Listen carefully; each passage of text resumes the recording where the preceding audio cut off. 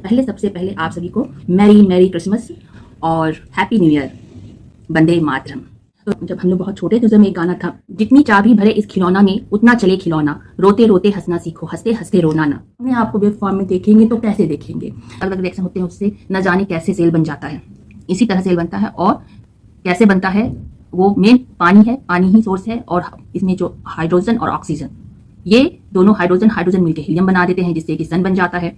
तो यही है। साल आते ही हमारा मकर संक्रांति का फेस्टिवल आ जाता है और उसके साथ साथ धीरे धीरे मंथ आते रहते हैं और बहुत सारे फेस्टिवल आते हैं। उसको मनाते मनाते कब फिर दिसंबर आ जाता है और दिसंबर का सबसे लास्ट फेस्टिवल होता है क्रिसमस।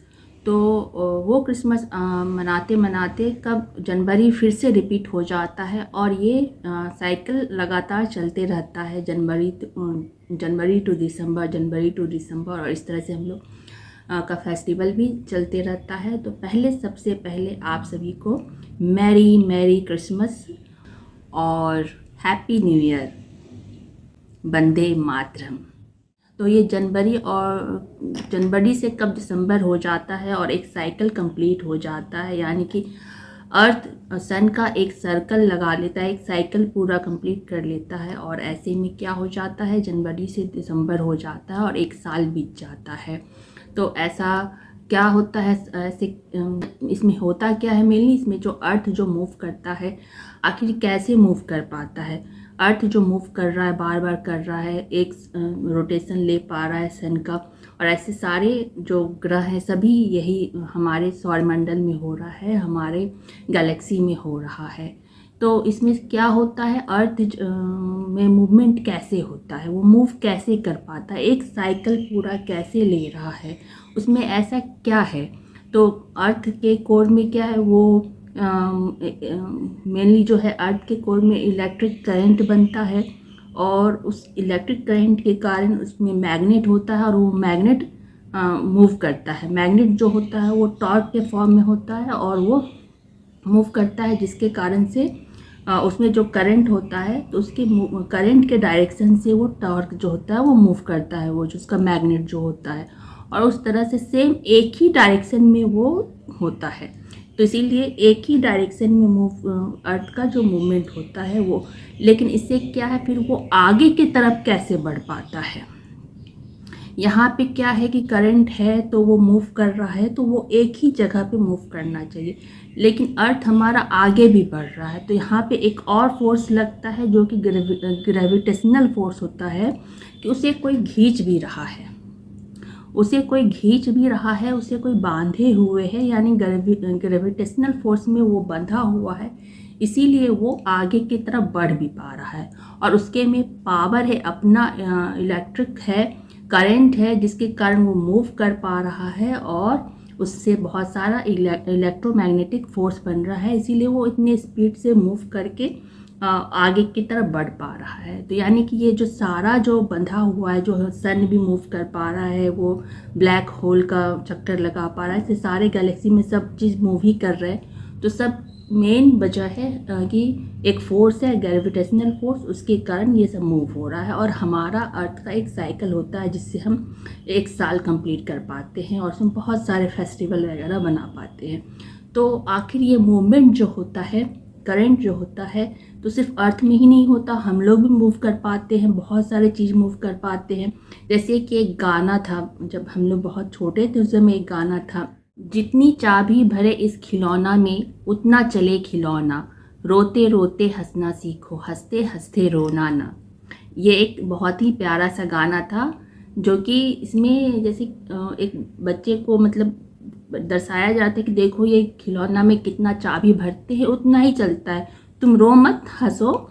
तो इस तरह से उस गाने में दिखाया गया था कि मूवमेंट को दिखाया गया था कि हम किसी टॉय में या खिलौना में जितना चाबी भरते हैं वो उतना ही चल पाता है। तो वो तो पुराना टॉय था, तो जिसमें हम चाबी जितना दिए वो उतना मूव किया, वो उतना ही मूव करके बस उतना रुक जाता था।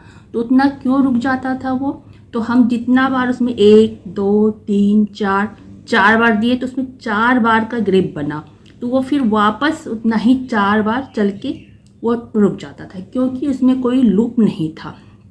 इसीलिए वो उतना ही में रुक जाता था। तो इसीलिए जितना चाबी भरे उतना चले, अगर उसमें रिपीटेशन का लूप होता तो शायद वो चलते चलते फिर से वो चलता ही रह जाता।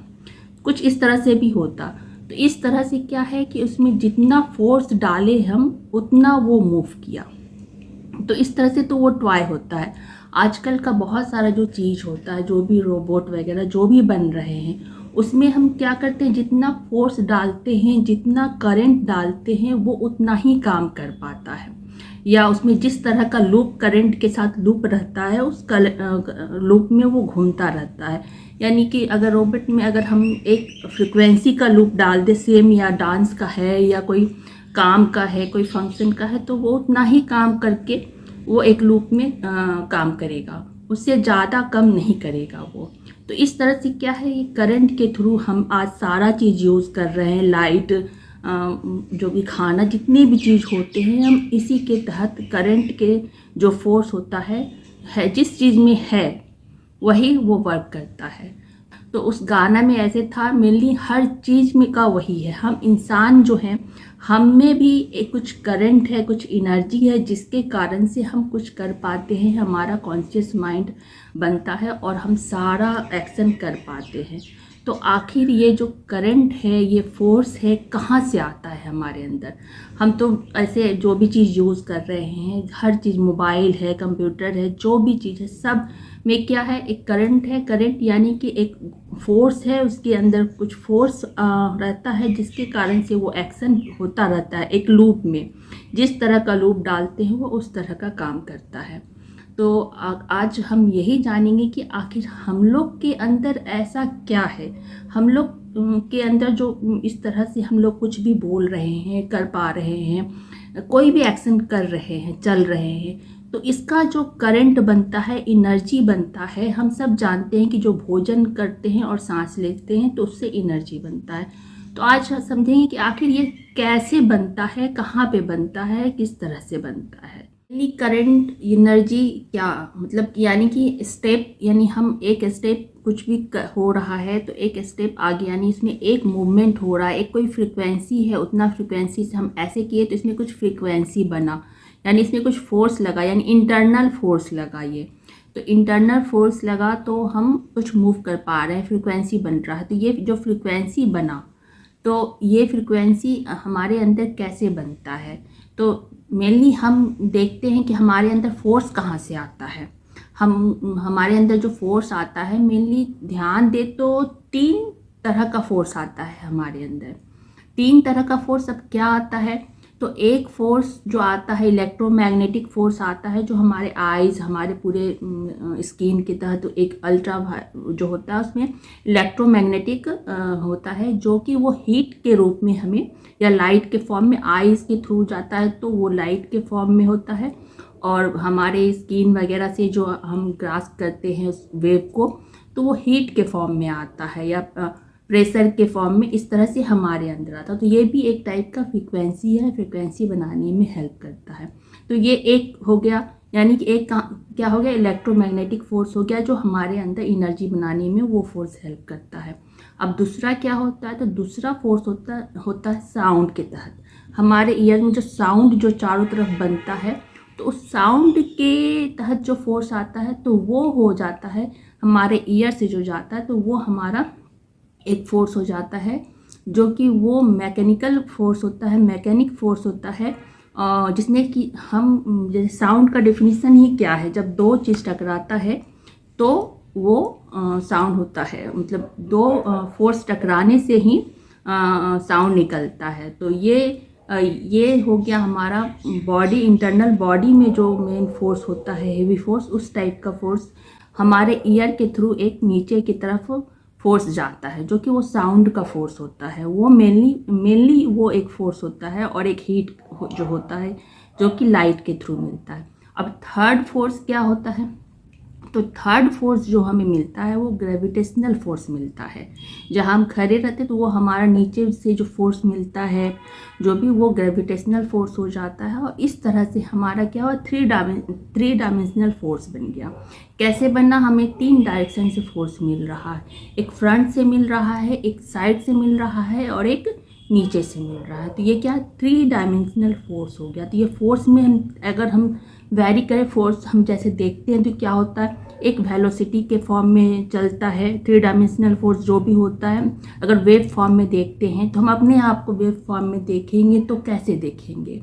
तो उसमें क्या है कि हम अगर चल रहे हैं तो वेव फॉर्म में, तो हमारा जो अर्थ नीचे की तरफ से आ रहा है तो वो नीचे का जो फोर्स होगी डायगोनली होता है, तो स्पीड आगे की तरफ जाएगा। जब हम आगे की तरफ चल रहे हैं तो स्पीड वेलोसिटी हमारा आगे है, और उसमें इलेक्ट्रिसिटी करंट जो है, करंट हमारा मतलब वाई एक्सिस पे हमारा वेलोसिटी चल रहा है, तो हमारा एक्स एक्सिस पे चल रहा है करंट, और हमारा नीचे के तरफ से जो अर्थ के तरफ से ऊपर की तरफ से हमारा ग्रेविटेशनल फोर्स है, जो कि वो मूवमेंट डायरेक्शन करंट के ऊपर डिपेंड करता है। हम पीछे चलेंगे तो हमारा अंदर जो टॉर्क बनेगा, यानी ग्रेविटेशनल फोर्स, यानी कि हमारा जो मैग्नेटिक फोर्स जो है होता है वो सर्कल में घूमता है। तो जब हम बैक चलेंगे या तो वो क्या करेगा, हमारे बैक जाने से, यानी कि हमारा जो इलेक्ट्रिसिटी का डायरेक्शन है, एनर्जी का उल्टा हो गया, तो वो भी मूवमेंट उल्टा करेगा। जब हम आगे बढ़ेंगे तो उसका मूवमेंट उसके अपोजिट होगा, जो टॉर्क फॉर्म में जो होता है कि वो हमारे जब इलेक्ट्रिसिटी का डायरेक्शन बदलता है तो उसका भी मूवमेंट बदलता है। अगर लेफ़्ट चलेगा तो इलेक्ट्रिसिटी का डायरेक्शन अप की तरफ चलेगा, अगर राइट चलेगा तो डाउन की तरफ चलेगा। इस तरह से मेन होता है 2 डायरेक्शन में। तो इस तरह से क्या है, हम भी 3 डायमेंशन में ही होते हैं, और हमारे पास भी 3 टाइप का फोर्स दिख जाता है। एक टॉर्क फॉर्म में मैग्नेटिक, एक हमारा वेलोसिटी दिखाता है, और एक हमारा करंट को दिखाता है। तो इस तरह से क्या है, इलेक्ट्रिक फील्ड दिखाता है। तो इस तरह से हम 3 डायमेंशन में आते हैं। तो अब हम देखते हैं कि ये तो तीनों हो गया, एक हमारा आँख के थ्रू मिला, एक कान के थ्रू मिला, और एक हमारा जो नीचे हमारा ग्रेविटेशनल फोर्स है उससे कंट्रोल होता है।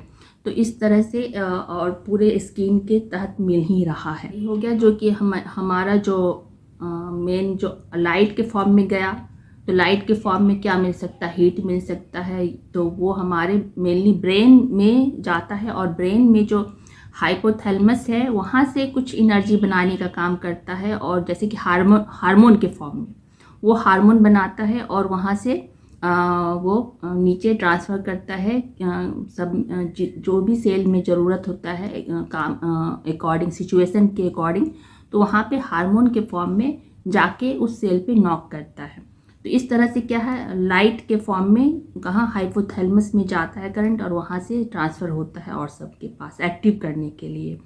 और दूसरा हमारा जो साउंड के फॉर्म में जो जाता है ईयर से, तो वो क्या करता है, जब हम ब्रीथ लेते हैं या कुछ भी करते हैं तो वो भी एक्टिव होता है, और उसमें हमारे कान का जो सेकेंड लेयर, जो इनर लेयर होता है, उस वहीं से एक होता, तो वहाँ से इंसियन ट्यूब होता है, तो वहाँ से वो हमारे निकलता है और लंग्स में जाता है। तो वो जो फोर्स बनता है वहाँ से जाता है, जो कि हमारे सांस लेने में वो हेल्प करता है।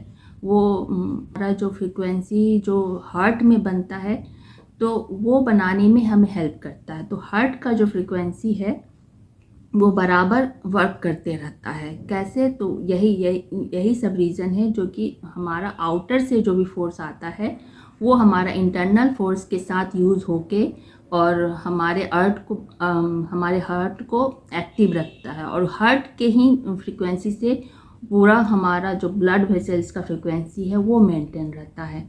तो इस तरह से हो गया। और ग्रेविटेशनल फोर्स तो एक है ही जो कि हमें नीचे की तरफ से फोर्स लगाता है। आते हैं कि मेन हम जो भोजन लेते हैं, सांस लेते हैं, तो सब हमारे बॉडी में जाके कैसे एनर्जी के फॉर्म में बन जाता है, और एक वो हमारे मूवमेंट में, वो हमारे ग्रोथ में, हमारे हर मेटाबॉलिज्म में वो हेल्प करता है। तो हम जो खाए तो उससे क्या मिला, पहले तो हम जो ब्रीथ लेते हैं उससे ऑक्सीजन मिलता है और CO2 बाहर जाता है। इतना फंक्शन होता है हमारे ब्रीथ से। और दूसरा जो हम जो खाना खाते हैं तो उससे मेनली हमें मेन सोर्स जो होता है क्या मिलता है, प्रोटीन, कार्बोहाइड्रेट, फैट और न्यूक्लियोटाइड्स, और उसके साथ बहुत सारे जो होते हैं मिनरल्स होते हैं जो बहुत ही माइक्रो न्यूट्रिएंट्स होते हैं, बहुत कम में अमाउंट में होते हैं, और बहुत सारे साथ में विटामिन्स होते हैं। तो ये विटामिन्स जो होते हैं ये भी बहुत बहुत इम्पॉर्टेंट होते हैं हमारे लिए। इसमें जो मेनली जो एनर्जी बनाने का काम जो होता है वो ग्लूकोज के थ्रू, जो कार्बोहाइड्रेट जो लेते हैं तो उससे हमें हमारे ब्लड में ग्लूकोज जाता है, और ये ग्लूकोज मेन सोर्स है एनर्जी का, एनर्जी बनाने का। उसके बाद सेकंड नंबर पे आता है हमारा फैट, यानी कि फैटी एसिड जो होता है उससे हमारा सेकंड एनर्जी जो है, अगर ग्लूकोज नहीं मिल रहा है प्रॉपर में तो वो फैट से बना लेता है एनर्जी। थर्ड सोर्स जो होता है प्रोटीन होता है। ये मेनली जो एनर्जी बनता है ये दो टाइप का होता है, एनारोबिक और एरोबिक। एरोबिक जो एनर्जी बनता है वो मेनली बनता है ऑक्सीजन के साथ, ऑक्सीजन रहता है और माइटोकॉन्ड्रिया में बनता है।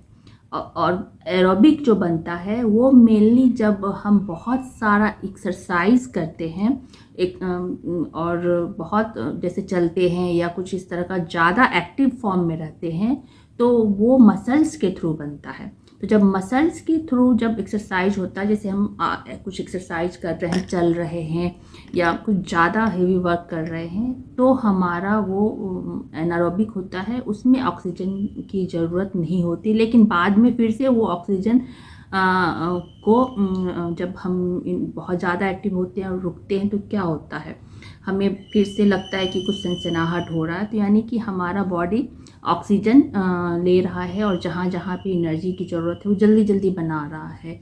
तो इस तरह से होता है। तो पहले देखते हैं कि पहले ये एनर्जी होता क्या है। तो एनर्जी जो होता है हमारे बॉडी में, एनर्जी के फॉर्म में एटीपी होता है, एनएडीएच होता है और एफएडीएच, जीटीपी, ये सब जो होता है ये एनर्जी इन्हीं सब से बनता है। एनएडीएच, एफएडीएच, एटीपी और जीटीपी ये क्या है पहले इसको समझ लेते हैं। तो एनएडीएच जो है वो मेनली क्या करता है, वो हाइड्रोजन आयन को स्टोर करने का काम करता है।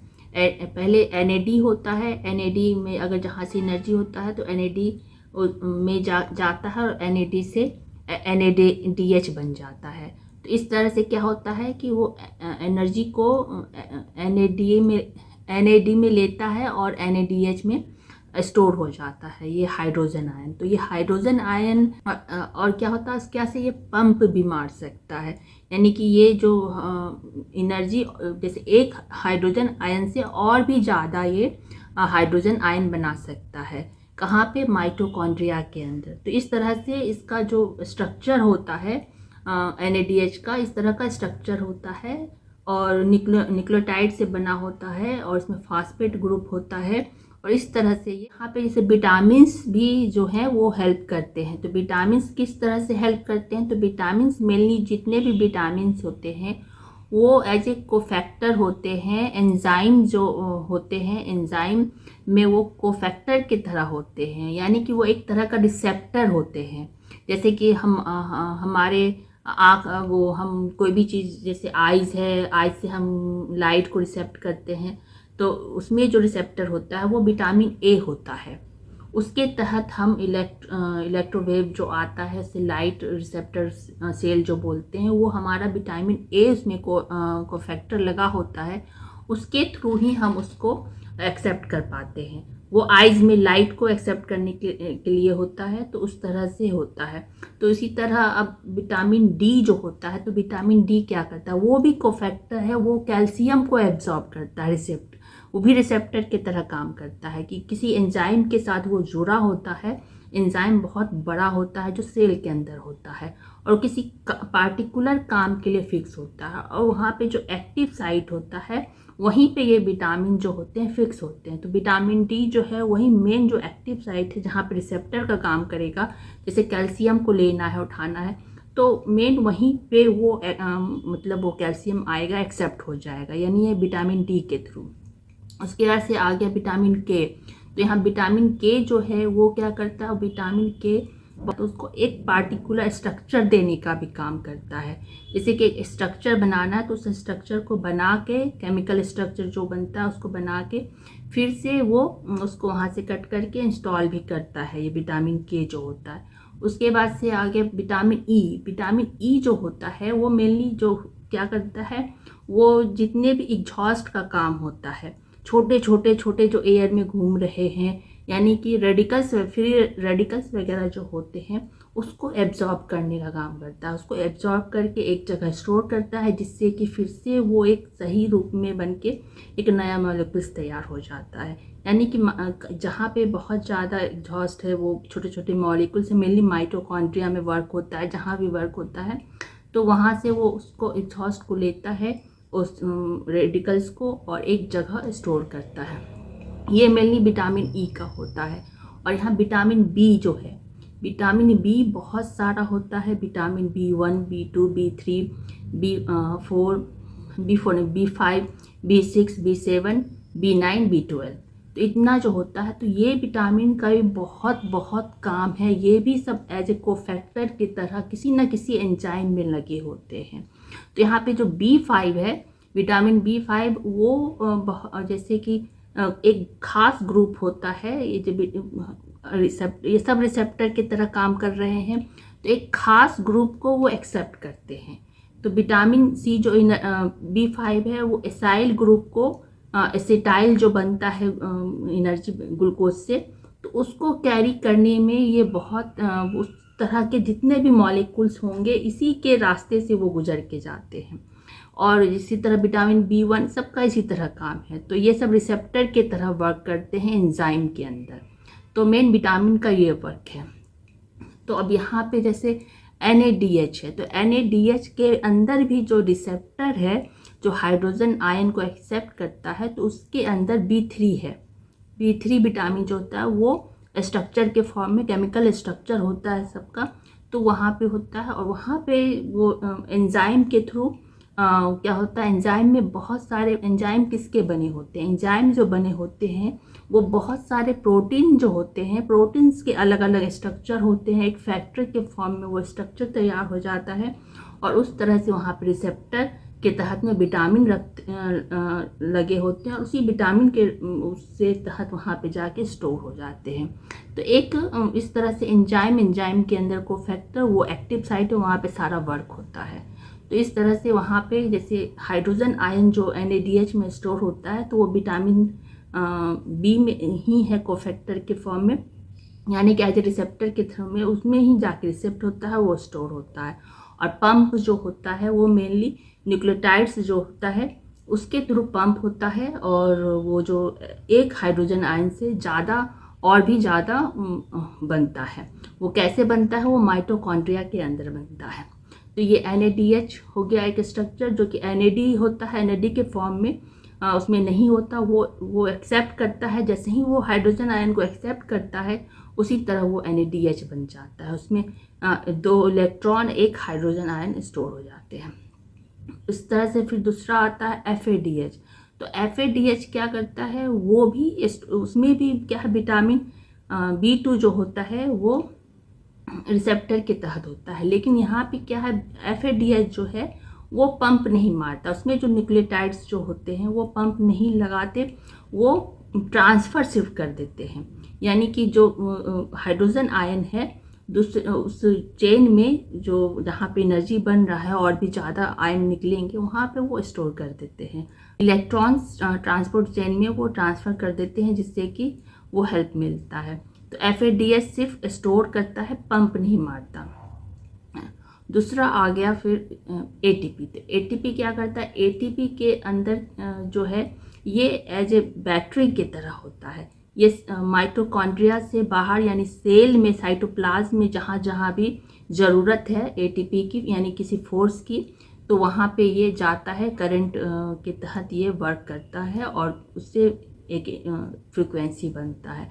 तो मेनली ATP का जो स्ट्रक्चर होता है, तो इसमें वही न्यूक्लियोटाइड लगे होते हैं और 3 फास्फेट ग्रुप होता है। तो 3 फास्फेट यानी PO3 का जो होता है 3 लगा होता है, 3 PO3 लगे होते हैं। और एक बार में एक ही PO3 उसमें से निकलता है, यानी बर्स्ट होता है जब फोर्स देता है किसी जहाँ पे ज़रूरत है दूसरे मॉलिक्यूल्स को, जिस दूसरे एंजाइम को फोर्स देगा तो फिर वो आगे बढ़ेगा तो वो दूसरे को देगा, इस तरह से। तो उस तरह से वो देता है। तो उस जैसे ही एक निकलता है इसमें से तो क्या बन जाता है, एडीपी बन जाता है। यानी कि एडीपी अगर जब एटीपी से डिस्चार्ज हुआ तो क्या बन जाएगा, एडीपी बन जाएगा और उसमें 2 फास्फेट ग्रुप रहेंगे। और उसमें से एक निकल जाएंगे तो यानी कि एएमपी बन जाएगा, उसमें सिर्फ एक ही फास्फेट ग्रुप रहेंगे और स्ट्रक्चर सेम रहेगा। तो इस तरह से क्या है, तो इस तरह का ये सब है, एनर्जी की तरह काम करता है। एटीपी मेन क्या है, करेंसी है। वो एटीपी सेल के अंदर जहाँ जहाँ एनर्जी की ज़रूरत है, यानी एनर्जी क्या, वोल्ट यानी कि करंट यानी कि फोर्स, कोई भी काम यानी कि फोर्स यानी फ्रिक्वेंसी। तो उससे क्या होता है, उससे वो फोर्स मिलता है। तो वो एक वहाँ से एक उसको फोर्स मिला तो वहाँ से फोर्स लेके वो दूसरे जगह गया, तो वहाँ से फिर कोई एक फोर्स लगा यानी वही एनर्जी लगा, तो उससे वो कहीं दूसरे जगह गया। तो इस तरह से क्या है, एक जगह से दूसरा जगह जाने के लिए किसी को फोर्स देना पड़ता है। ऐसे ही नहीं, अब यहाँ पे कुछ सामान हम रखे हैं, ये अपने आप नहीं जाएगा, तो इसमें कुछ फोर्स मारेंगे तो ये जो फोर्स लगा ये एटीपी का काम है। वो जाके एक फोर्स देगा तो वो ये क्या होगा, यहाँ से फोर्स, यहाँ से इसको जितना वोल्ट से लगेगा वो उतना आगे बढ़ेगा, उतना आगे बढ़ेगा तो वहाँ पे फिर जो काम है उस पर फोर्स लगेगा और इस तरह से वो इधर आएगा। जो भी काम है ऐसे ऐसे होते रहेगा। जैसे हम बोल रहे हैं तो यहाँ पे कुछ हमारा बन रहा है, तो यहाँ पे जितने सारे भी सेल्स हैं, वहाँ पे जितने सारे भी सेल्स हैं तो वहाँ पे सारे एटीपी और जितने भी वहाँ पे एंजाइम्स वगैरह है सब एक्टिव हो गए होंगे और वहाँ पे इस तरह से मूवमेंट में अंदर अंदर जो सेल होगा वो मूवमेंट कर रहे होंगे और उस तरह से फोर्स लग रहा होगा। जैसे भी हम मेरा फ्रिक्वेंसी बन रहा है, बस उसी फ्रिक्वेंसी में हर सेल में बन रहा होगा, तो वो फ्रिक्वेंसी बन के निकल रहा है। तो क्या है, वो मेनली जो एनर्जी है एक फोर्स है, जो कि एटीपी जहाँ पे फोर्स मारता है, जिस डायरेक्शन में हम बोले उस डायरेक्शन में फोर्स लगेगा और अगर इधर की तरफ गया तो इधर फोर्स लगेगा। और फोर्स में जो लगता है उसमें बहुत सारे वही मिनरल्स होते हैं। मिनरल्स में क्या होते हैं, वही कैल्शियम, सोडियम, पोटासियम, इस तरह से आयंस वगैरह होते हैं, ट्रेस आयंस होते हैं। और ये सब जैसे ये फोर्स लगा तो वो फोर्स धक्का देने के लिए उनका फोर्स आता है और उस फोर्स के तहत वो आगे बढ़ पाते हैं। तो मेन इस तरह से क्या है, जितना चाबी दिए तो वो मेन चाबी है, फोर्स एक धक्का है, वो चाबी एक धक्का है जिससे वो आगे बढ़ पाता है। तो हमारे अंदर क्या है, ये धक्का का लूप है, हर काम का कभी रुकता नहीं। जैसे हार्ट है हमारा, कभी नहीं रुकता, वो कंटिन्यूअस चलते रहता है, कोई ना कोई काम चलते रहता है। हम स्थिर भी बैठते हैं या कुछ भी है तो हमारा कुछ ना कुछ मूवमेंट होते रहता है, कुछ ना कुछ काम होते रहता है हमारे अंदर, कभी रुकता नहीं है। यानी कि फ्रिक्वेंसी हमेशा एक लूप में है, एक सही लूप में है, जो कि वो बराबर वर्क करते रहता है। और जैसे ही हम जहाँ से एक्टिव होते हैं, हम एक्सरसाइज कर रहे हैं तो वो पार्ट हमारा वहाँ का जो है फ्रिक्वेंसी ज़्यादा होने लगता है, उधर का वर्क ज़्यादा करने लगता है। जैसे हम बोल रहे हैं या कोई भी काम कर रहे हैं तो इस तरह से सारा फ्रिक्वेंसी हमारा वर्क करता है। मेन ये जो एनर्जी बनता है एटीपी बनाने के लिए ही बनता है माइटोकॉन्ड्रिया के अंदर। मेन माइटोकॉन्ड्रिया के अंदर क्या होता है, इतना सारा और एटीपी ही बनते रहता है और हर जगह एटीपी फैला हुआ है। तो एटीपी ही बनता है, यानी यही एनर्जी बनता है। इसी में NADH और FADH और बाकी और भी जैसे भी विटामिन वगैरह हैं सब होते हैं।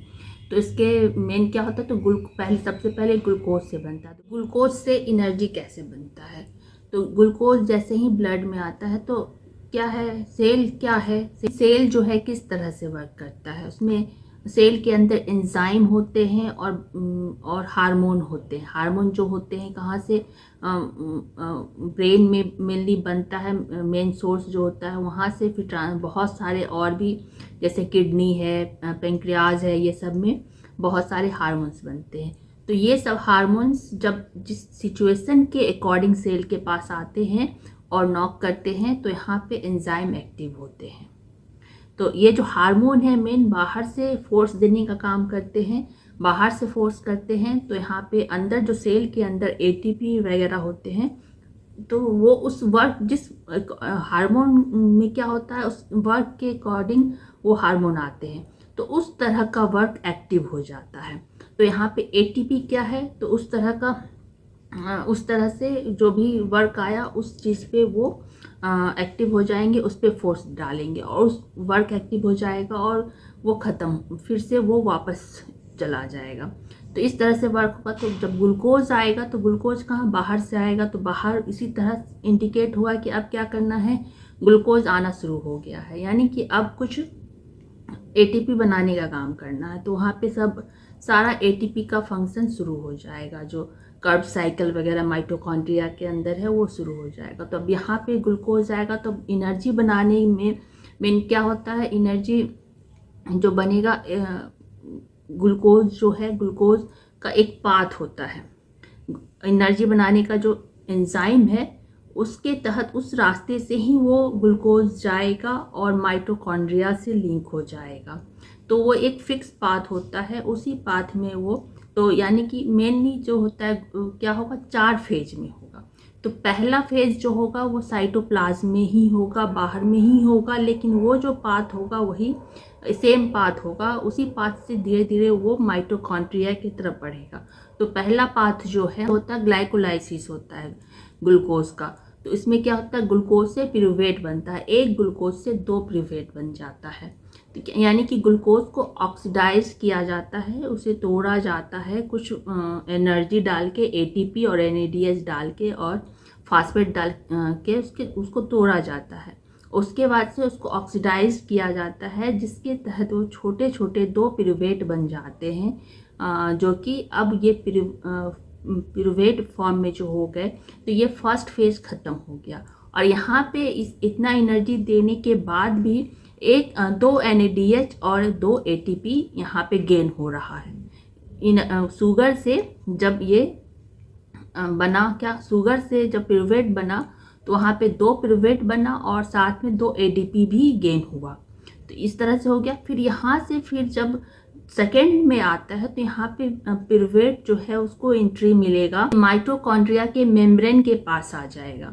आउटर मेम्ब्रेन में ये सब जो है एंजाइम लगे होते हैं, जहाँ पे पिरूवेट को अब क्या करना है, पिरूवेट अब जाएगा एसाइल फॉर्म में, यानी कि इसका और छोटा फॉर्म होगा। इसका जो छोटा फॉर्म होगा ये इसमें से CO2 निकल जाएगा, यानी CO2 पिरूवेट से निकल के एसाइल फॉर्म में आ जाएगा, यानी कि इसका क्या होगा, पिरूवेट डिहाइड्रोजनेज होगा TPP के तहत। पिरूवेट को 3 फेज में गुजरता है, तब जाके वो पिरूवेट से एसिटाइल बनता है।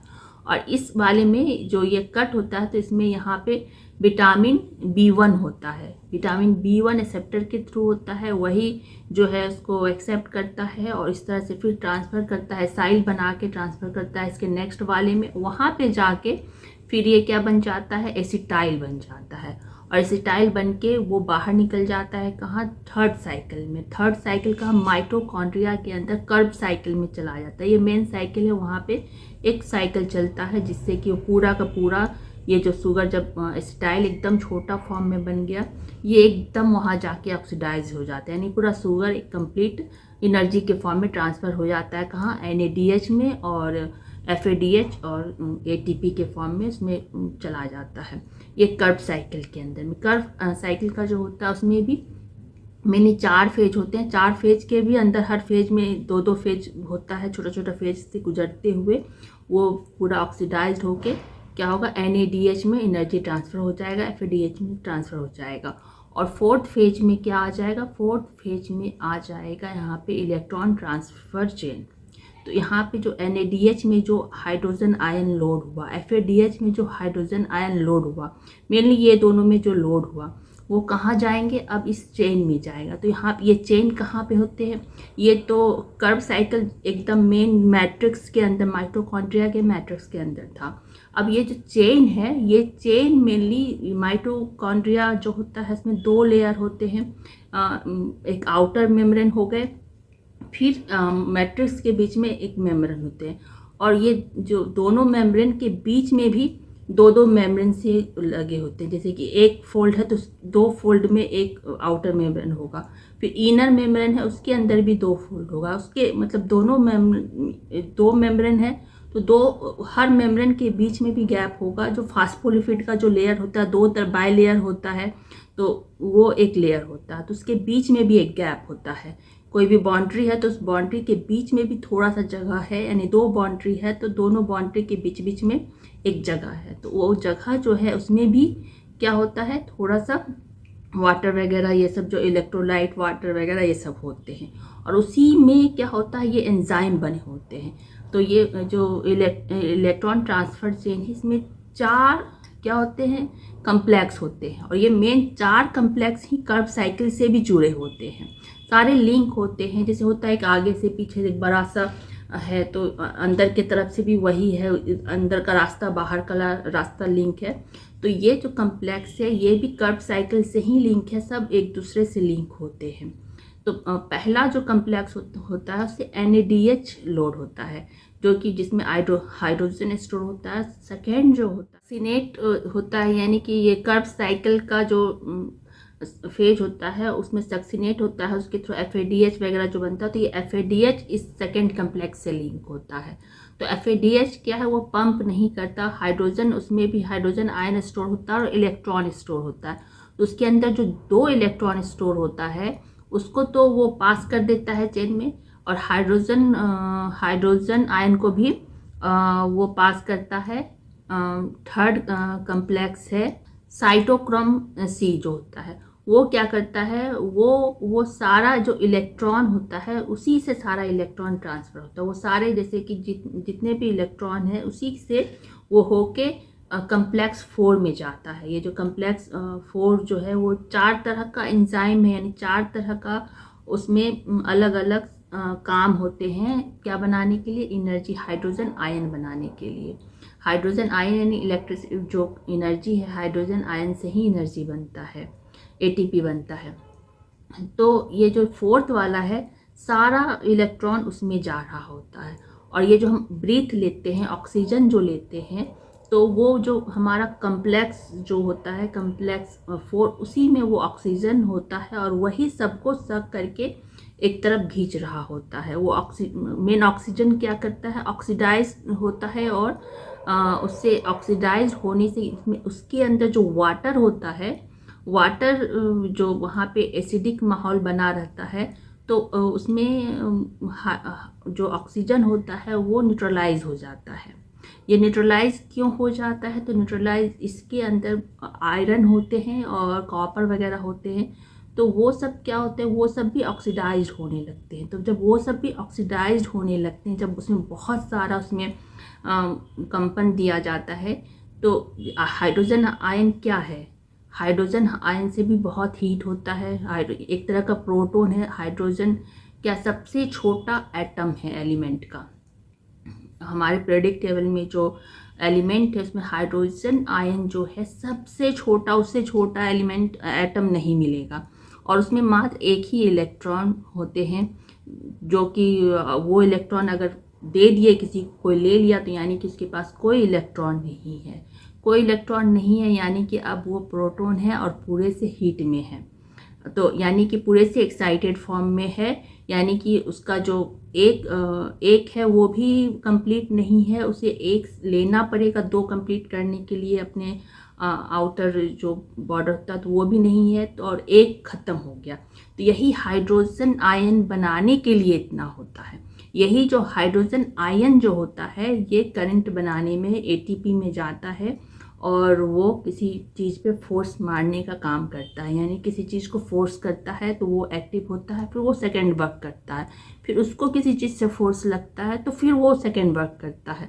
तो मेन यही लूप चलता है सिस्टमेटिक वे में, यानी कि एक बार ऐसे चलता है, एक बार ऐसे चलता है, एक अप एक डाउन, एक अप एक डाउन, इस तरह से सेल में अरेंजमेंट है, और इस तरह से हमारा प्रॉपर सारा वर्क हो जाता है। तो इस तरह से जो माइटोकॉन्ड्रिया में 4 कम्प्लेक्स है, इसी 4 कम्प्लेक्स में सारे विटामिन्स भी काम कर रहे होते हैं। पहले वाले में NTH क्या है, वो हाइड्रोजन से पंप दे रहा है, और वहाँ से जितने भी इलेक्ट्रॉन्स उसमें कलेक्ट हुए हैं उससे ट्रांसफ़र होते हुए जो कम्प्लेक्स 2 है वो सारे, अब चेन एक बनाया हुआ है इलेक्ट्रॉन ट्रांसपोर्ट का, उसी से सारे सबके इलेक्ट्रॉन ट्रांसफ़र होकर कम्प्लेक्स 4 में आता है, और उस कम्प्लेक्स 4 में ऑक्सीजन होता है और वहाँ से वो बहुत ही ज़्यादा उसमें हाइड्रोलाइज होता है और बहुत सारे इसमें जो पानी होते हैं। सेल तो बहुत छोटा है, उसमें 2 वाटर से भी अगर 4 आयन निकल गए एक्स्ट्रा तो बहुत है वो। तो इस तरह से रियल में बहुत ज़्यादा वाटर से बनता है, वो तो बहुत ज़्यादा हाई लेवल में बनता है। लेकिन हमारे अंदर सेल में भी बस वही काम हो रहा होता है। लेकिन जैसे कि 4 वाटर में कितना बनेगा, 4 वाटर मान लीजिए हाइड्रोजन आयन निकालते हैं तो 4 वाटर यानी 8 प्रोटॉन हो जाएंगे और यानी ऑक्सीजन इधर, तो इस तरह से जो भी है तो उसमें ऑक्सीडाइज्ड हो जाएंगे कुछ, तो इस तरह से ये निकल जाएंगे। तो बाहर कहाँ, आउटर लेयर में निकलेंगे। माइटोकॉन्ड्रिया का आउटर लेयर जो स्पेस है, इंटरमीडिएट स्पेस है, वहाँ पे बहुत सारे आयन जमा होते चले जाएंगे, हाइड्रोजन आयन, और इधर और वो धीरे धीरे एसिडिक हो जाएंगे। वो जो आउटर मेम्ब्रेन है माइटोकॉन्ड्रिया का, वहाँ बहुत सारे हाइड्रोजन आयन होंगे और वो एसिडिक फॉर्म में हो जाएंगे, और इधर जो है मैट्रिक्स है वो बेस फॉर्म में हो जाएंगे। तो जिससे एक वो होगा और जिसके कारण वो गैप होगा, और ये जो हाइड्रोजन आयन है वहाँ पे लगा हुआ है एटीपेज, यानी एटीपी बनाने का या एटीपी को चार्ज करने का, वो सारा आयन वो एटीपेज में जाएगा। और उधर से एक और होता है जो कि फास्फेट का होता है, PO3 का भी एंट्री होता है, वहाँ से PO3 का भी एंट्री होके आता है अंदर की तरफ मैट्रिक्स की तरह, और वहाँ ADP बाहर से आता है और ATP एटीपेज में जाता है और वहाँ से वो चार्ज होके वो ATP बन जाता है। तो इस तरह से क्या है, ATP उसमें उस एटीपेज में इंस्टॉल होते रहता है, और जैसे ही ATP बन जाता है तो ATP को बाहर निकलने का, साइटोप्लाज्म में निकलने का एक रास्ता होता है जो कि फिक्स है, उसी रास्ते से जाना है। तो उसे जहाँ उसको काम करना है वहाँ पे वो जाता है, वहाँ पे वो अपना वर्क करता है साइटोप्लाज्म। जैसे ही वो ADP हो जाता है काम करने के बाद, तो फिर वो ADP उसी चेन से वापस आता है ADP, और ATP बाहर जाता है और ADP अंदर आता है, और वहाँ से फिर से एटीपेज के पास जाता है और वो जो आयन बनता है उसमें भरता है, वो चला जाता है। तो इस तरह का वो होता है। और हाइड्रोजन आयन भी, जैसे कि अगर ज़्यादा एसिडिक हो रहा है और इधर ज़्यादा बेस हो रहा है, तो हाइड्रोजन आयन को भी अलग से आने का एक बना हुआ है, जिससे कि वो हाइड्रोजन आयन जैसे कभी सेल में भी पास होता है, जैसे कि हमें शिवरिंग का फील होता है। तो उस समय क्या होता है, जैसे बहुत ठंडा होता है तो हमारे सेल के अंदर बहुत ज़्यादा ठंड होने लगता है, तो वहाँ पे क्या होता है, हाइड्रोजन आयन को सेल के अंदर छोड़ा जाता है। तो जैसे ही हाइड्रोजन सेल के अंदर वो जाता है तो प्रोटॉन, तो क्या होता है, हीट होता है। तो हमारा दाना दाना हर सेल, क्योंकि हर जगह लगा है, हर सेल एक साथ एक्शन लेता है, क्योंकि वो सेम सिचुएशन है हर सेल के लिए, तो हमें हर जगह दिखता है वो कि वो, क्योंकि वहाँ से फोर्स लगा है, वो फोर्स लगा है बाहर की तरफ, क्योंकि वो सब हीट करने के लिए, और जिसके कारण हमें शिवरिंग होता है ठंड के टाइम में। जब ठंड लगता है तो अक्सर होता है वो। तो मेन उस समय हाइड्रोजन आयन ही उस छोड़ा जाता है। तो सेल के अंदर हर सेल में, जैसे जितना हर जहाँ भी है सब छोटा छोटा सेल होता है, हमें लगता है एक चीज़ है, लेकिन नहीं, वो तो बहुत छोटा छोटा और एक साथ में वर्क करते हैं। जैसे एक साथ वो अलग अलग सेल है, तो वहाँ पे हर सेल में वो हुआ है, तो जिसके कारण से उस तरह का शेप बन गया। तो वही हाइड्रोजन आयन से होता है। तो यहाँ पे क्या हो गया, हाइड्रोजन आयन इस तरह से वर्क किया और ATP इस तरह से बनते रहता है। तो और अब यहाँ पे जो चेन में है, तो यहाँ पे जो अब ऑक्सीजन सारा ऑक्सीडाइज हो जा रहा है। जैसे O2 है तो उसका जो इलेक्ट्रॉन्स है अब सही से मैचिंग नहीं है, उसका जो आउटर लेयर में 6 इलेक्ट्रॉन्स होता है वो अब गड़बड़ हो गया है उसको। अब तो वो क्या करता है, वो रेडिकल के फॉर्म में हो जाता है, वो नुकसान करता है सेल को। तो अब उसको यहाँ पे जो विटामिन E होता है उसको एब्जॉर्ब करता है और उसको बाहर, जैसे एक एग्जॉस्ट होता है, तो अब उस सब को उठा के कहीं और बाहर साइटोप्लाज्म सेल में, माइटोकॉन्ड्रिया के मैट्रिक्स से बाहर सेल में भेजता है। वहाँ पे एक स्पेस होता है एंजाइम का, जहाँ की उसको वो फ्रेश करके उसमें और वाटर डाल के उसको ठीक करके फिर से वाटर बनता है, और कम्प्लेक्स 2 में भी वो कुछ वाटर बन के मैट्रिक्स में निकलता है। तो यहाँ पे मेनली क्या हुआ, हाइड्रोजन को तोड़ा जाता है, हाइड्रोजन टूटता है, जिसके कारण से बहुत ज़्यादा हीट होता है। और हाइड्रोजन को फिर से जाके ठीक भी किया जाता है। कहाँ? वही कहाँ एक अलग स्पेस होता है वहाँ पे सारा फिर क्या होता है H2O2 का फॉर्म होता है, और ये H2O2 भी एनर्जी बनाने में काम करते हैं और बहुत जगह काम करते हैं। H2O2 से फिर H2O बन जाता है ट्रांसफ़र होके, वही सब क्या है अंदर सेल के अंदर फंक्शन। तो इस तरह से क्या है एनर्जी बनता है, ATP बनता है। यहाँ पे ऑक्सीजन का ज़रूरत होता है और CO2 से जो CO2 और ग्लूकोज से जो कार्बन लिंक हटता है, कार्बन लिंक हटाया जाता है, CO2 जो हटता है वो हमारे बॉडी से बाहर निकलता है, और ऑक्सीजन जो है वो हमारे बॉडी में आता है, तो और वाटर मिला के वो सही से वाटर बनता है, और इस तरह से वो प्रॉपर बैलेंस में फिर सारा कुछ होता है। क्योंकि एनर्जी बनाने में बहुत ज़्यादा रेडिकल्स बनते हैं, और वो एग्जॉस्ट के थ्रू यानी विटामिन ई के थ्रू और भी बहुत सारे एंजाइम हैं, उस सब के साथ वो सब बैलेंस होके फिर अपना वर्क करता है। तो ये ATP बन गया। ये मेन है जो माइटोकॉन्ड्रिया के अंदर ये रिपीटेड वर्क होता है। यहीं पे अब यहाँ पे जो कर्ब साइकिल के अंदर मेन 4 फेज जो होते हैं, साइट्रेट, अल्फा कीटो ग्लूट्रेट, सक्सीनेट और ऑक्सो एसीटेट। तो ये सब जो होता है इसी में क्या एसिटाइल आके मिलते हैं और पूरा वो ऑक्सीडाइज्ड हो जाता है, और इससे NADH में क्या स्टोर होता है, हाइड्रोजन स्टोर होता है। तो यहीं पे जो साइट्रेट वाला फेज है, साइट्रेट को सारा नॉलेज होता है कि कितना ATP बन गया कितना नहीं बना। अगर बहुत ज़्यादा स्टोर हो जाता है तो वहीं पे वो वर्क रुक जाता है, और वो रुक के फिर से यहाँ पे तो न्यूरो ट्रांसमीटर होता है, उसके तहत ये लोग अपना वर्क बदल देते हैं। जैसे ही अब पता चला ATP बहुत ज़्यादा हो गया है, तब यहाँ पे अब सिंथेसिस का वर्क शुरू हो जाता है, यानी कि अब यहाँ पे फैटी एसिड या जो भी है बनाने का काम, फैट से लिपिड बनाने का काम या कुछ प्रोटीन एंजाइम जो है उस तरह का वर्क शुरू कर देते हैं। तो इस तरह से क्या है साइट्रेट जैसे देख लिया, अब बहुत सारा तो वर्क चेंज हो जाएगा। ये चारों साइकिल कर्ब साइकिल के अंदर होते हैं और इस तरह से वर्क करते हैं। तो इस तरह से क्या हुआ, ये एनर्जी बन गया। यहीं पे अब क्या है, अब जैसे अब ग्लूकोज नहीं मिल रहा है, ग्लूकोज खत्म, हम फास्टिंग करते हैं, तो फास्टिंग करते हैं तो क्या होता है ग्लूकोज की कमी हो जाती है, तो ग्लूकोज तब एनर्जी नहीं बनता, लेकिन वर्क तो हमारे शरीर में प्रॉपर कुछ ना कुछ हो रहा होता है, तो ATP की ज़रूरत बराबर पड़ती है। तो उस समय क्या होता है कि हमारे जो लीवर में है तो ग्लूकोज नहीं होता, तो फिर फैट जो फैटी एसिड होता है, ट्राइग्लिसराइड होता है, उसको तोड़ के फिर क्या होता है एनर्जी बनाया जाता है। तो उसमें 3 फैटी एसिड और एक ग्लिसरॉल में लिंक होता है, ग्लिसरॉल जो होता है, तो उस ग्लिसरॉल को से तीनों फैटी एसिड को हटाया जाता है और 3 फैटी एसिड हो जाते हैं, जिसके चेन बहुत लंबे होते हैं। तो फैटी एसिड के चेन जो लंबे होते हैं तो इसीलिए वो क्या होता, ये फैटी एसिड से जो होता बनता है एनर्जी, वो हमारे ब्रेन में नहीं जाता है। तो हमारे ब्रेन में ये फैटी एसिड नहीं बनता, फैटी एसिड से एनर्जी यानी कि ATP नहीं बनता है, यानी ग्लूकोज से ही बनता है, या कीटोन जो होता है उसके थ्रू बनता है। कीटो एसिड वगैरह जो होते हैं ब्रेन में एनर्जी बनाने के लिए, वो ज़्यादा, या लैक्टिक है, ये सब का ज़रूरत ज़्यादा हमारे ब्रेन में पड़ता है। और ग्लूकोज सबसे ज़्यादा, ग्लूकोज जो होता है हमारे ब्रेन में ही उसका ऑक्सीडाइज्ड होता है। तो ये जो फैटी एसिड है सिर्फ हमारे बॉडी के लिए ही एनर्जी बनाता है, ब्रेन में नहीं यूज होता, क्योंकि इसके चेन बहुत लंबे लंबे हैं और वो अंदर नहीं जा पाता।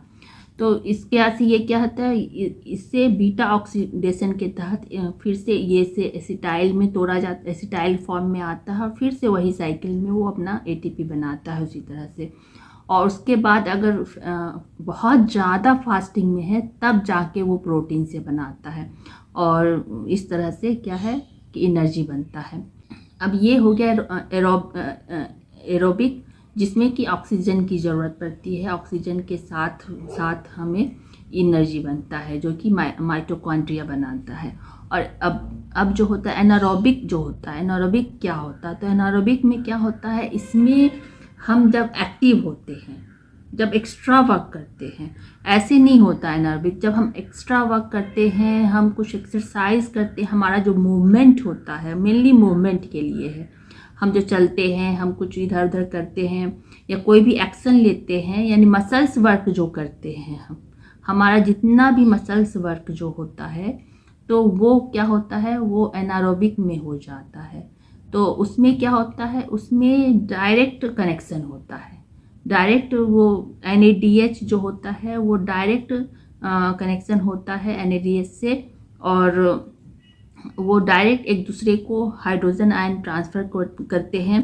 कैसे करते हैं, वर्क करते हैं या चलते हैं, तो उस वक्त क्या होता है कि ग्लूकोज क्या होता है, ग्लूकोज ग्लाइकोलाइसिस के फॉर्म में पिरूवेट बनता है। तो उस समय एक NADH बनता है, NAD से NADH बन जाता है, उससे जो ऑक्सीडाइज्ड बनता है पिरूवेट बनाने में, तो NADH बना। तो एक इस तरह से उसमें आया NADH से ही ये वर्क हो रहा है। इसमें के अंदर जो एंजाइम है, यानी कि मसल्स का जो स्ट्रक्चर है, तो उसमें जो होता है कि ग्लूकोज से जो ग्लाइकोलाइसिस से पिरूवेट बनता है, तो उस समय उसमें एक हाइड्रोजन आयन NADH में लोड होता है, यानी एक फोर्स लगता है, यानी सेल के अंदर एक फोर्स आता है। फिर उस फर्मेंटेशन होता है उस ग्लूकोज का। ग्लूकोज से जब फर्मेंटेशन होके लैक्टेट बनता है, तो वो लैक्टेट बाहर की तरफ जाता है, यानी कि ये जो फिर NADH में जो हाइड्रोजन है वो निकल के पिरूवेट पे जो फोर्स लगता है, तो उससे वो लैक्टेट बन जाता है, और फिर वो लैक्टेट बाहर सेल से बाहर चला जाता है।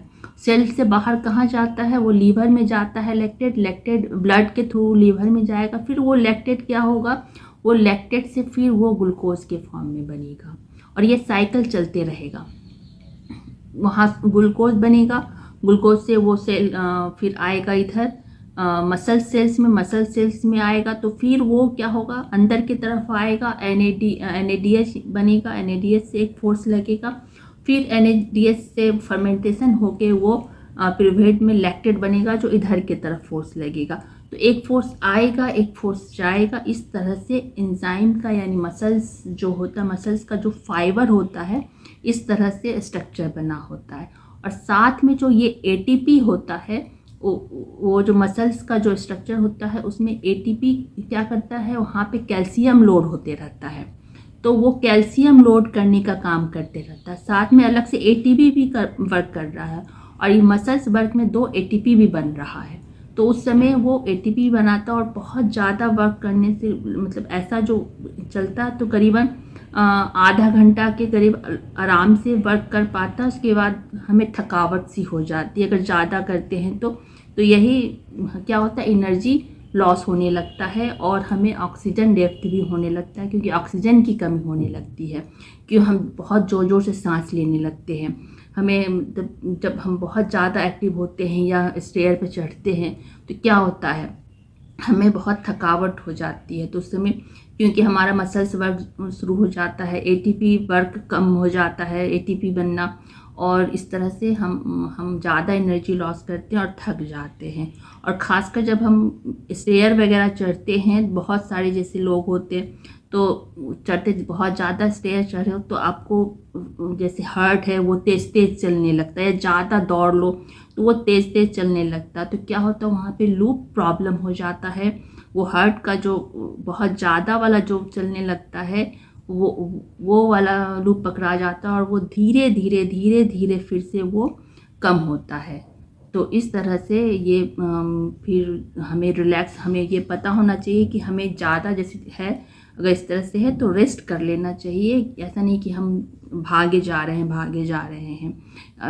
बैटरी डिस्चार्ज होता है तो उसे स्विच ऑफ करना ही पड़ता है, उसे फिर से रीस्टार्ट करना पड़ता है, तो रुक के फिर हम वर्क करते हैं। तो मसल्स वर्क में एक फैसिलिटी हमारा है, शुरू का जो 10 सेकंड होता है, ये लैक्टेट बनाने में, ग्लूकोज से ग्लाइकोलाइसिस बनाने में हमारे मसल्स को समय भी दिया, इतना अच्छे से अरेंजमेंट है कि उसे समय भी मिलता है। जब हम फास्ट वर्क करते हैं या शुरू में जो करते हैं, तो उसके लिए हमें अलग से ATP स्टोरेज भी है, जो कि वो हम 10 मिनट, शुरू का जो 10 सेकंड है, हम देखते हैं ना बहुत जल्दी जल्दी काम कर लेते हैं, बहुत ऐसे कर लेते हैं, तो वो हमारा स्टोर एनर्जी होता है। हमारे मसल्स में वो जो स्टोर एनर्जी होता है वो 10 सेकंड के लिए होता है। वो हम सबका अपना अपना कैपेसिटी होता है, उसके अनुसार वो कि हमारा जो मसल्स है रिचार्ज हो जाता है, और वो ग्लूकोज से लैक्टेट के फॉर्म में बनाना शुरू कर देता है।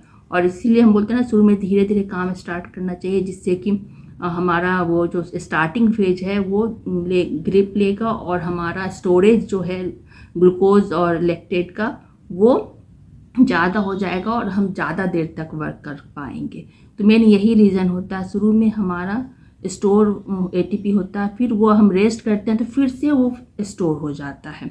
वो एटीपी स्टोरेज के फॉर्म में होता है। शुरू में हम कोई भी काम शुरू करेंगे, मसल्स वर्क तो या चलेंगे फिरेंगे, तो वो हमें हेल्प करता है कि हम अलग से और स्टोरेज जो ग्लूकोज से लैक्टेट बनने का है वो स्टोर हो जाए सही से और फ्रिक्शन ना हो बॉडी में मसल्स में। इसलिए तो इस तरह से क्या है, ये एनारोबिक है, जो कि मसल्स का एक स्ट्रक्चर होता है जिसमें एटीपी और जीटीपी भी लगे होते हैं और साथ में एनएडीएच का एक अलग से एंजाइम ही बना होता है उसके लिए, जो कि जी लिंक तो इस तरह से वो वर्क करते हैं। तो ये हो गया एनारोबिक और एरोबिक, जो कि ऑक्सीजन जो नॉर्मल हर वक्त वो वर्क करता है। वो ऐसा नहीं है, वो हर वक्त कहीं ना कहीं थोड़ा सा वर्क होते ही रहता है, एटीपी बनते ही रहता है। तो मेन एनर्जी इस तरह से बनता है, जो कि एक एटीपी जो होता है मेनली 0.1 वोल्ट के बराबर होता है, एक एटीपी का वैल्यू। तो इस एक एटीपी जब 0.1 वोल्ट होता है तो ऐसे ऐसे कितने एटीपी होते हैं। और हमारे जैसे कि हमारे बॉडी के अंदर जो होता है कि वोल्ट जो होता है 0.1 वोल्ट, तो एटीपी का एक कंप्लीट होता है। तो 0.01 वोल्ट हर वक्त कोई ना कोई सेल में लग रहा होता है। हर वक्त हमारे हर सेल में इतना वोल्ट का काम होते ही रहता है, क्योंकि एक एटीपी कुछ ना कुछ वो फोर्स डालते ही रहता है कुछ ना कुछ वर्क करने के लिए। तो इस तरह का यानी कि मेन वोल्ट के फॉर्म में इस तरह से एटीपी का है मोटा मोटी। तो इतना करंट यानी एक सेल में एक एटीपी के कारण इतना करंट हम हर वक्त बना ही रहता है। यानी इतना करंट हमारे हर जगह सेल में, हर सेल में सेल है तो हर सेल में इतना 0.01 वोल्ट, तो काउंट कर लीजिए कि कितना होगा। इतना वोल्ट हर जगह हमें पता भी नहीं चलता, वो करंट हमें कभी पता भी नहीं चलता, इतना बनते रहता है। तो इस तरह से क्या है, एनर्जी बनता है किससे, हमारे ग्लूकोज से। हमें लगता है ये ग्लूकोज क्या है, तो ये ग्लूकोज ही मेन है जो फास्ट वर्क करता है, फास्ट एनर्जी बना देता है। तो इसीलिए ग्लूकोज को प्रीफर है। और इस तरह से हमारे बॉडी में इतना वर्क होता है, जैसे बाहर करंट बनता है सेम वर्क उसी तरह हमारे अंदर भी हाइड्रोलाइसिस के ही थ्रू बनता है। और ये किसके थ्रू होता है, मेन हाइड्रोजन।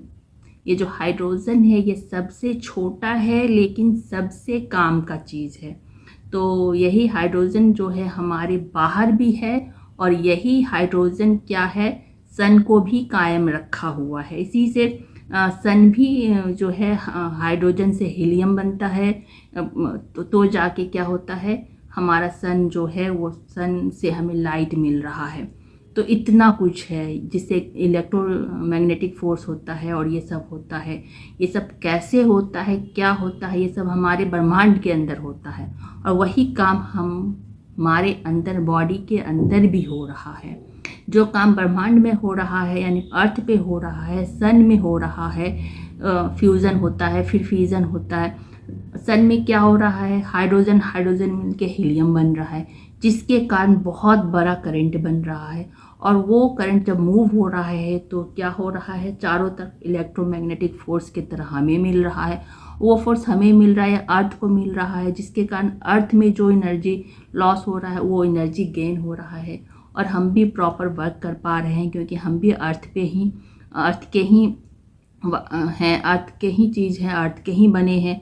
तो हम भी एब्जॉर्ब कर रहे हैं उसको, हम भी अपने बॉडी से इलेक्ट्रोमैग्नेटिक फोर्स निकाल रहे हैं। बहुत सारे हमारे बॉडी से इलेक्ट्रॉन निकलते हैं, आयन निकलते हैं, हमें पता भी नहीं चलता। तो यही एनर्जी है जिसके कारण हम बहुत सारा वर्क कर पाते हैं।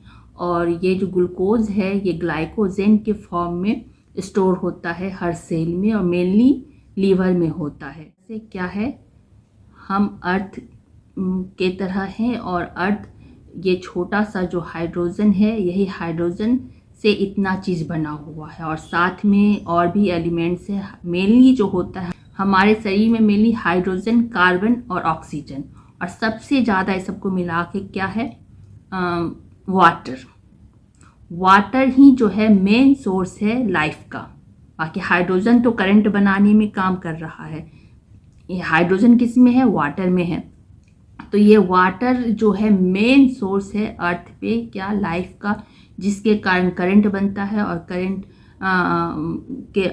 करंट क्यों बनता है, ये पीएच लेवल जो होता है, पीएच लेवल बहुत मायने रखता है। पीएच लेवल से ही अलग अलग रिएक्शन होते हैं, सॉल्ट बनते हैं, इसमें बहुत अलग अलग तरह के स्टोन निकलते हैं। और ये जो अलग अलग तरह के रिएक्शन होते हैं, अलग अलग रिएक्शन होते हैं, उससे न जाने कैसे सेल बन जाता है।